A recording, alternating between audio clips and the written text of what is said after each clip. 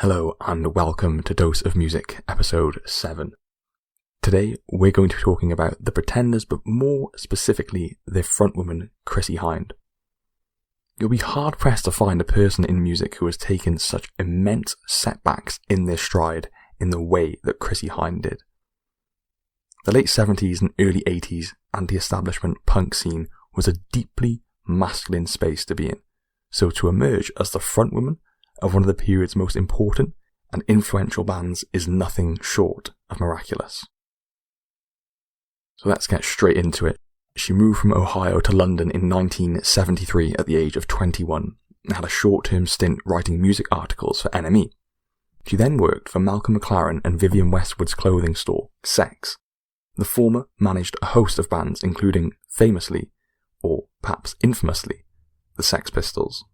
She then moved to France, back to Ohio, then back to London over the following few years with the sole objective of starting her own band. She worked with McLaren, who set her up with projects that never quite worked out, as well as with Mick Jones of The Clash. She was deeply invested in the explosive punk scene that was just starting to redefine music, and it broke her to be around all these amazing, cool, up-and-coming bands and to not have one herself. She has spoken about her heartbreaking weeping on the underground and feeling like, quote, the real loser. Her memoirs also talk about psychedelic drug use, sexual assault and rape, heroin, and sexually transmitted infections. She actually put something a rapist said to her into one of her songs. Stop snivelling, you're going to make some plastic surgeon a rich man. I did tell you that she has indeed suffered many setbacks in her life, and this is one of them, and it's indicative of her toughness to turn that kind of trauma into art, and it's a great ability to have. Side note, somewhere in this pre-Pretenders period, she also asked some of the Sex Pistols members to marry her so she could get a British visa, but this never materialised for a variety of reasons, which I would probably say ended up being a good thing for her. She's also a follower of Vaishnavism, which is a denomination of Hinduism, and that's something I certainly did not know about her before I did some research for this episode. Anyway, enough with the digressions. Everything changed for Hynde in 1978. She gave a demo to a man called Dave Hill, who was the owner of Real Records. Upon hearing it, he paid her rent for her rehearsal room and encouraged her to form a band. This is 5 years after initially leaving Ohio. Hynde met her fellow Pretenders that same year. Pete Farndon on bass, James Honeyman Scott on lead guitar and keyboards, and Martin Chambers on drums. She would be the primary lyricist, vocalist, and rhythm guitarist. The other band members were pretty much subordinate to her songwriting vision. She was the primary creative force behind the band. It is difficult to remove the likely sexism and misogyny of her tumultuous previous years, despite the likes of Mick Jones and McLaren being friendly and encouraging, as I previously mentioned. But now, to be the frontwoman of a punk, new wave kind of rock band in a seriously male world was not only inspiring but also groundbreaking. Madonna, being interviewed in the 90s, said that seeing her live gave her courage and inspiration to see a woman with that kind of confidence in a man's world. That's not to say that there aren't great female artists that predate Chrissie Hynde. Of course that's not true, but as a frontwoman of a punk, new wave band, that's not really something that you see. All this credit is thoroughly deserved. She is a true songwriting genius, but the trio around her are all genuinely phenomenal musicians in their own right. All were essential to creating the iconic sound of the first two albums. And I think pointing out James Honeyman Scott is particularly required here because for me he's one of the most underrated guitarists ever. Some of his solos are so unique. He has such a considered way of playing. He really knows how to let a track breathe. And hopefully you can hear some of that when we listen to some of the music. As for drummer Martin Chambers, he often has quite a hard-hitting style, very typical of the era and the bands associated with the Pretenders. But like all great drummers, he knows when things need to be slowed down. He knows how to play to match the vibe of a particular song or a part in a song. Pete Farndon is an incredible bass player, Often his bass parts form the foundation of their songs, Mr. Achievement being a great example of this. But he also plays in a more free way when appropriate, often playing ascending and descending lines using scales, which adds a nice melodic divergence when combined with Chrissie's chords and James Honeyman Scott's lead guitar parts. They released a single in January 1979 with 2 songs, The Wait and a cover of the Kinks song Stop Your Sobbing. The ironic thing about this latter part is that Chrissie Hynde's first child would be with Ray Davies, the frontman of the Kinks. And the beautiful song Kid was released in July, followed by Brass in Pocket in November, which hit number 1 in the UK on January the 19th, 1980, the same day their eponymous, which just means self-titled, debut album was released. It's certainly no joke to be struggling for years to form a band, to having a hugely successful debut album and a number 1 single within less than 2 years. Okay, that's a lot of context and a lot of information, and maybe you're sat there thinking, I don't even know who the Pretenders are. That's okay. I'll play a few songs off their first album so you can get a grasp of their sound and style if you're not already aware, and maybe you'll recognise some of the songs.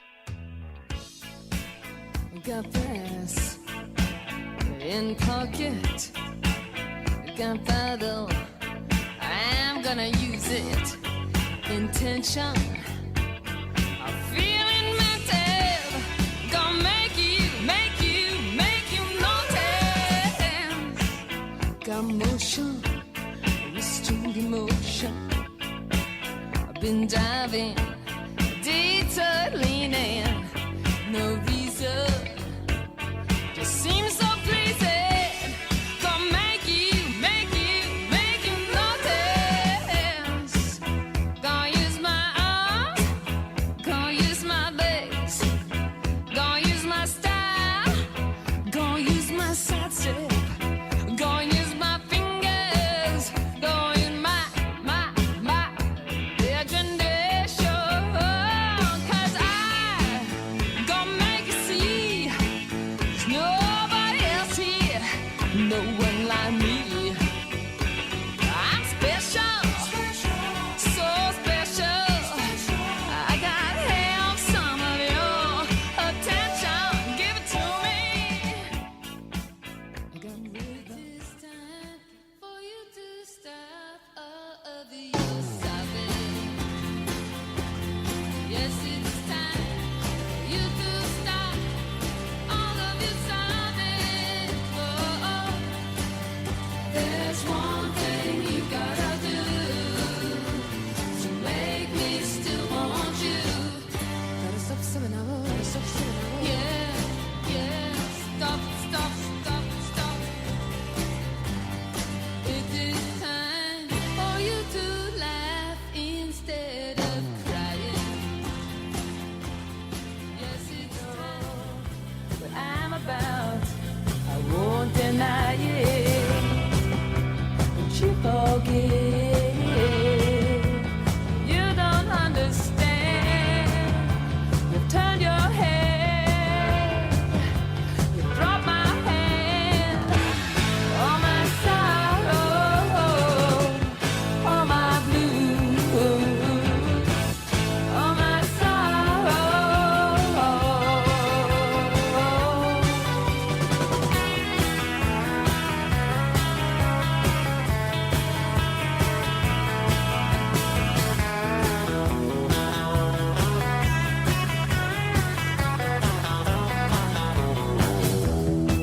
Shut the light, go away.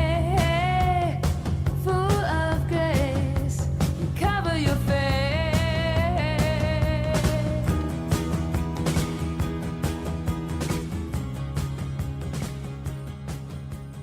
It's really awesome music, and you'll always find this album somewhere in greatest album of all time lists. Regardless of voters, era, publication, anything else, it's usually in there somewhere. It's a timeless piece of music and an album I personally have a huge love for. You might have been expecting something more intense and heavy given the music of other artists in this scene like the Sex Pistols and the Clash, but the Pretenders' music is pretty There's a real drive towards the beautiful, combining with often busy rhythm sections, frankness in lyrical content, but with an implicit anti-establishment sentiment. Really excellent music. And I would indeed say the same thing about this second album, released in 1981. Is it as good?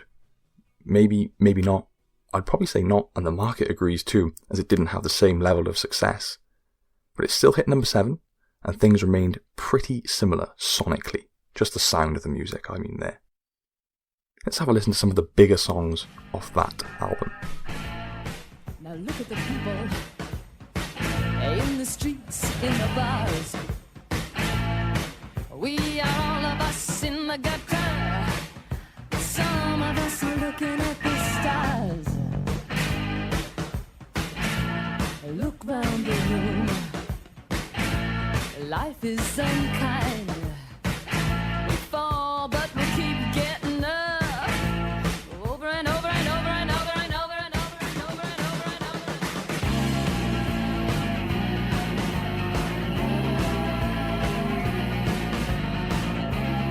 Me and you, every night, every day. We'll be together, always this way. Your eyes are blue, like the heavens above. Talk to me, darling. There's nothing to understand. It's understood. I'm the adulteress.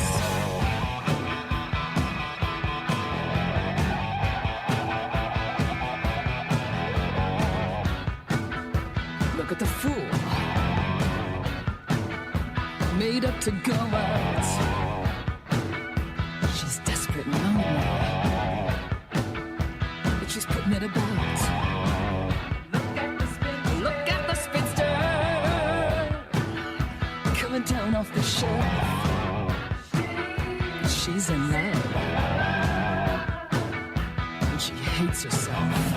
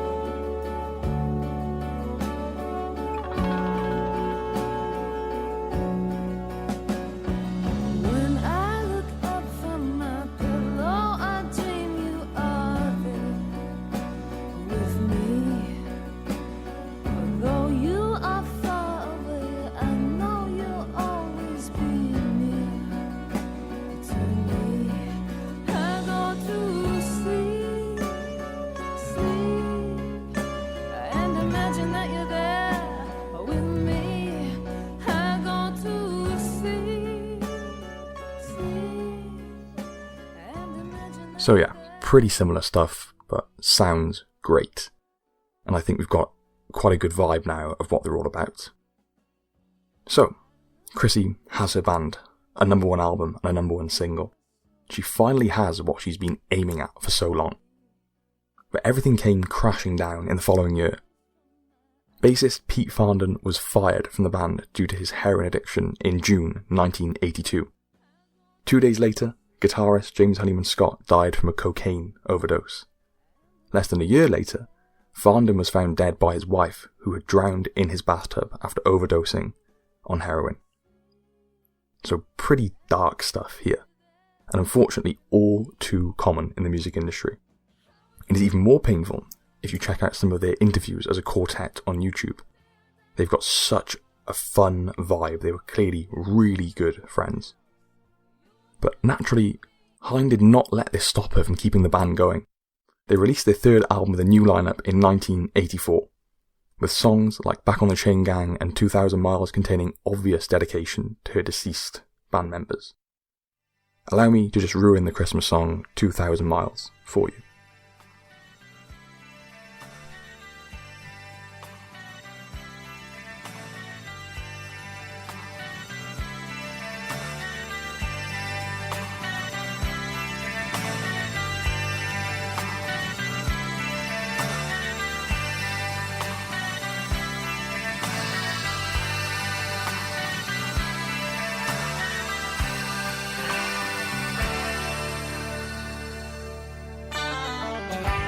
has come 2,000 miles. It's very far. The snow is falling down. It gets colder day by day. I miss you. The children will sing. He'll be back at Christmas time. So when she's singing He's Gone and I Miss You, she's talking about either Farndon or Honeyman Scott, or perhaps both. Maybe try not to think about what I've told you too much when you hear it inevitably this Christmas time.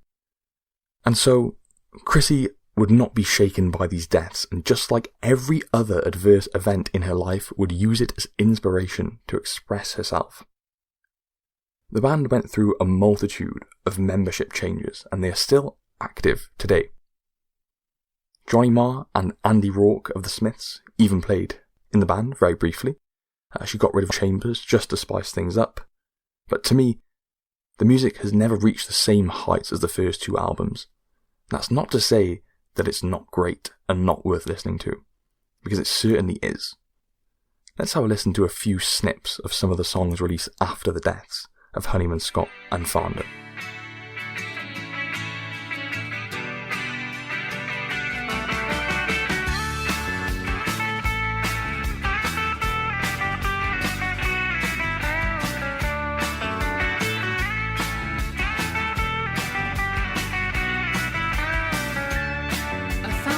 Of you, oh,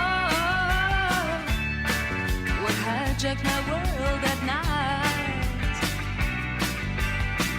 to a place in the past we've been cast out of. Oh, don't get me wrong. You say hello and I take a ride upon a sea where the misty is playing havoc with the tide. Don't get me wrong.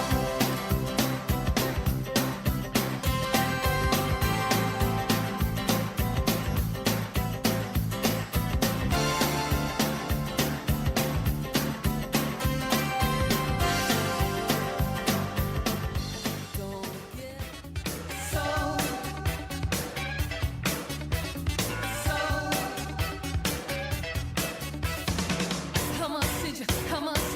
How much did you get?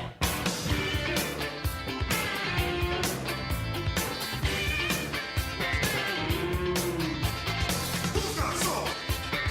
Younger nation. Who's got soul?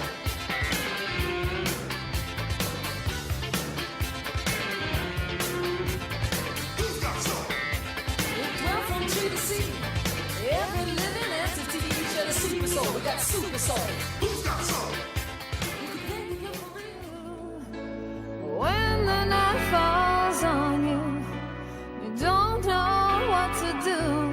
Nothing you confess could make me love you less. I'll stand by you. I'll stand by you. Won't let nobody hurt you. I'll stand by you. So, if you're mad, get mad. Don't hold it all inside. Come on and talk to me now. Hey, what do you got to hide? I get angry too. Well, I'm alive. So, I think it's still great, and their albums afterwards are so worth listening to. And she's a phenomenal songwriter. The last song you heard is actually called I'll Stand By You, released in 1994, and is one of the group's most successful songs, being their most streamed on streaming platforms. Again, this to me is more evidence of Hynde's sheer resolve, and refusal to be beaten by the adverse challenges life consistently seemed to throw at her. And so ends the story of the Pretenders. Well, I've been brief, of course, as brief as I can be. A story of immensely good music, drugs, fun, success, tragedy, and resolve. The countercultural, iconoclastic Chrissie Hynde is one of the most important and influential women in the history of music, and she and the Pretenders have left a deep and enduring mark on music in the West.